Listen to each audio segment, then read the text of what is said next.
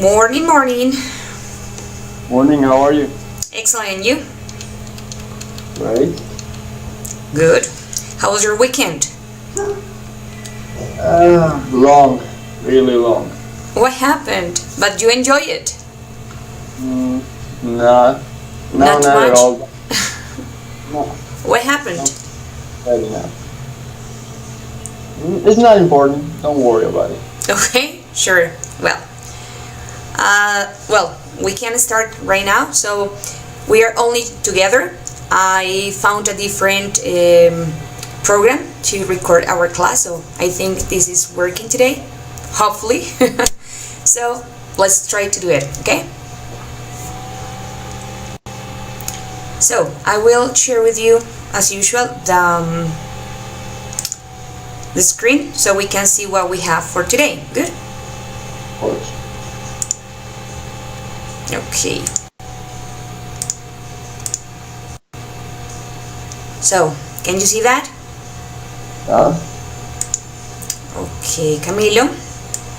So, our session today, as you can see here, it's about how to describe a picture.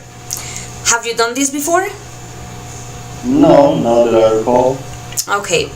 Well, usually when you have to describe a picture is because you're presenting the oral part of an exam, which is the first certificate or some advanced things, or maybe the TOEFL, or, well, you know, those exams that we really need to check our speaking skills, right? So we are gonna check today some tips to describe it, and you are going to help me out to construct a little description of pictures. Good? Well, Okay. Let's see this part, the first part. Okay. Oh. Okay. So here we have important details to describe a picture. What do you think are those specific details you have to keep in mind or take into account at the moment to start a description of a picture, Camilo? right. For example, in this picture in particular, I will guess the quantity of people, the landscape, the fact that they are eating, what they're eating, the way they're dressed, how many women or men are there. Yeah. Okay, perfect. So you pay attention to the quantities, you pay attention to the objects, as you mentioned before. What about the things that you cannot perceive? For example, I don't know, like the motions or the smells or maybe the weather. How can you describe those things? Well, I guess based on the picture, I should say it's maybe sunny. They're all happy. All right. Okay, so you mentioned something specific, no? You guess and you describe according to what you think it is possible to say, right? So you're using some words like maybe, perhaps, those things that we really need to use because we don't know exactly what is happening in there. Okay, perfect. So we get the most important things around the details to describe it. Now we are gonna check a little part of a video which help us to describe a little bit more. Let me see, because this is not moving.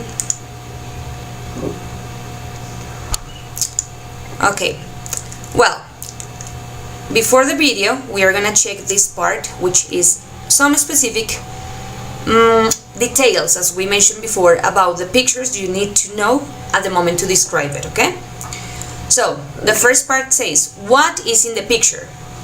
Yes, you can see that? Yeah. Okay, so we have three different forms or three different expressions. Can you read it for me, please? In the picture, I can see. So you describe a specific people, as you mentioned, how many people there are in there, or the kind of objects you can see in there. The second one? There's and there are. What do we use this one or these expressions to? Maybe if it's something plural you want to describe. Okay. Or some, like you mentioned now, like the food. Can we describe it with there is, there are, right? Objects. Yeah. Okay, and we have the third one, which is negative. There isn't and there aren't any. How do you use that expression? For example, I could say there aren't any children. in the picture. In the previous picture, we don't have any children, so we have something like imagination. So you said, okay, it is this, but there isn't the other thing. Okay, where is in the picture? So we got some specific prepositions. I suppose you remember prepositions of place, right? Yeah. Okay, so tell me the first one. What is that? At the top, bottom of the picture. If top or bottom, up and down, I guess. Okay, bottom of the picture will be more about the background. Yes, you have in the picture. Yeah, the background. All right. The second says in the middle of the picture. What can you use, or what things you can use to describe that place?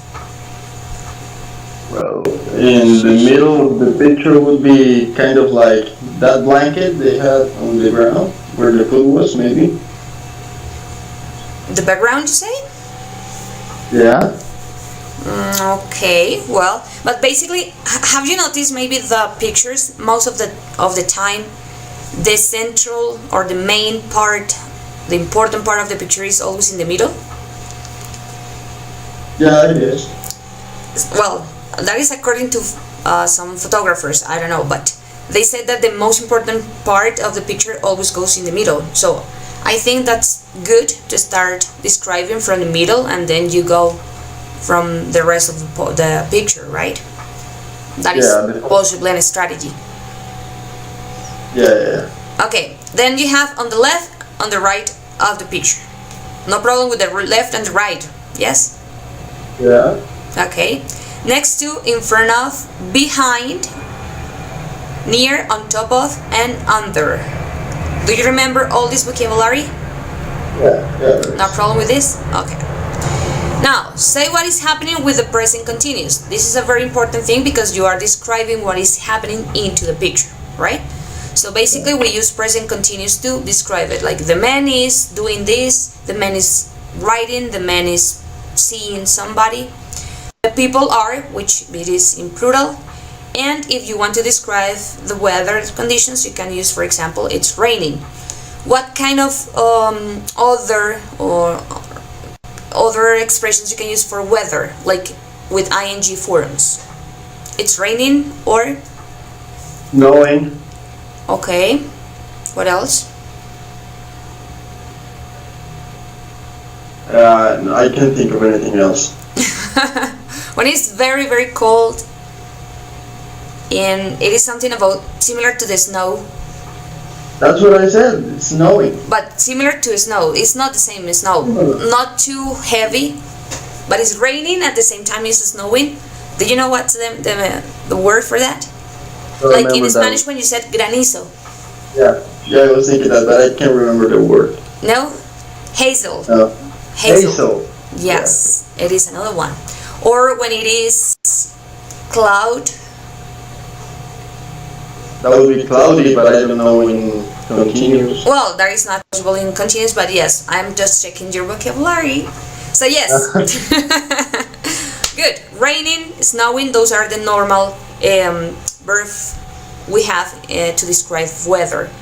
Okay, if something isn't clear or it is something that you cannot understand from the picture, you have some specific expressions, right? Like, it looks like, it might be that is like a prediction or something.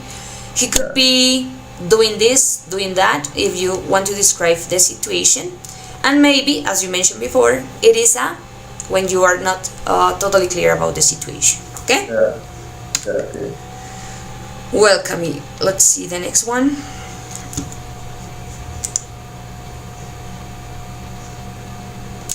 Oh, this is taking longer. Okay. Now, there are some tips we have to check at the moment of describing a picture, no? So you have some things that you have to do, right? Which help you a little more about the exam, and the others that you don't have to do. Before reading, what do you think you have to do and those things that you don't have to do? Like, just guessing. Should I read them or? No, just tell me before you read. Tell me what things you do and those things you don't do when you describe a picture. Well, I guess I said that the first time, but maybe to really focus on what you're watching. Yeah, what is it that you're saying? Think about the words you're going to use, Mm-hmm. and to think about a way to make it clear for the person that's listening to you. Okay, that's important. Maybe well, that is something that we can see in the video later, but they say something like, hey, it's better to imagine the person is not seeing anything, so you are describing to a blind person maybe, and it helps you a little more to know or to reflect what is a specific information that you need to mention, right? And on the other hand, what things you don't do or you don't have to do when you describe a picture? Maybe use very common words because they are not as specific as needed. Maybe in this case. Mm-hmm. Good. Right. Okay. Yes, they really pay attention about the vocabulary you're using, right? If you're using common things and the normal expressions, that's not the way you manage the language, right? That is the idea, to let the person knows that you really know about English. So you need more vocabulary to use. Important. To describe something, always use different words, not the typical ones. Good, Cami. Okay, so those tips we said. Do look at the picture carefully and take a few moments to think before you start talking.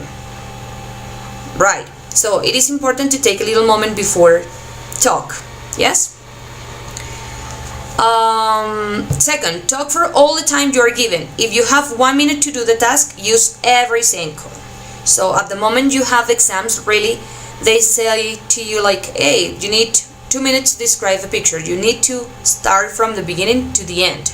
Don't start with some expression like, okay, well, because they really can confuse you sometimes, right? Practice the useful language so you can explain which part of the picture you are talking about. Can you explain me that part for me? The useful language may be referring to the needed word, the needed verb, the way we're going to say them. Yes. Okay. All right. And then, well, we are gonna take some useful language. We are going to check the differences or similarities on the picture. So it is important to clarify those contrasts, connectors, linkers you can use for describing one idea to connect with the other one. Okay. Now, don't do this, Camilo. Panic if you don't know the words for all the things in the picture. Did you get panicked when you don't know the words? At first I did. Yes, but now you are so how can I say it, relaxed to speak, or as I can notice with all the talks that we have had before. So you are so relaxed to speak. This is practice. That's good. That's good. Okay. You don't need to know all the words for everything in the picture if you know what to say when you don't know an exact word. So it is not necessary to describe everything, but of course you try, at the moment you're describing something, you're thinking on the other part, right? Yeah. That usually happens when you're describing something. Okay. Don't get distracted and start talking about something else. Focus on the photo or picture. Some people say or recommend that it's important also to get your point of view or your personal opinion about the picture. Is that important to describe a picture, like to show your personal opinion? What do you think? Maybe in some cases, but it could help relating the idea to that other person, but not. Maybe other times can lead to a confusing idea. Okay, but it is possible to give your personal opinion about something. So, I guess I don't know. Okay.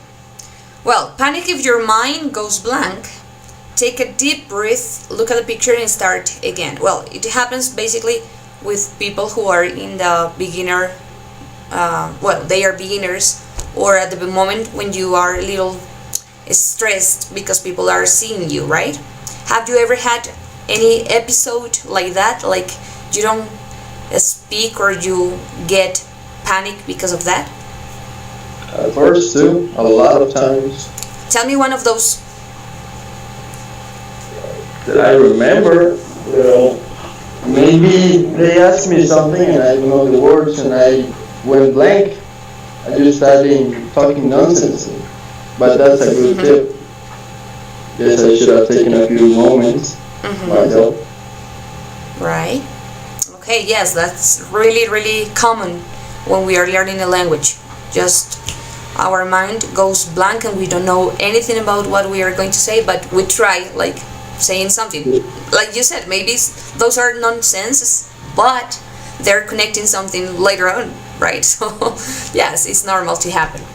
Finally, if you are asked to describe a photo or a picture in the exam, here's some language you can use. Well, we are gonna see now the video, I guess. Yes.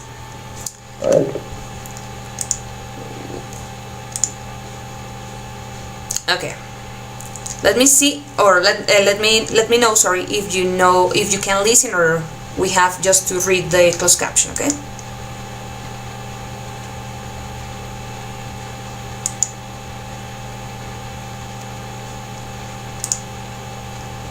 What's the best way to start your description? Can you listen? No. Oh, okay. So let's see the the closed caption here. What's the best way to start your description? Start with a summary, giving a general description of what's in the picture and what you can see. Well, I can see the closed caption. You can see it? Yeah. Okay. So to say something about the summary, what do you think about making a summary of a picture? What is that? To summarize it, to make it short and to the point. Get right to the point. Very good. It's useful to imagine that the person Look at this, what we said before. It's useful to imagine that the person you are talking to can't see the picture. So imagine that it is a blind person.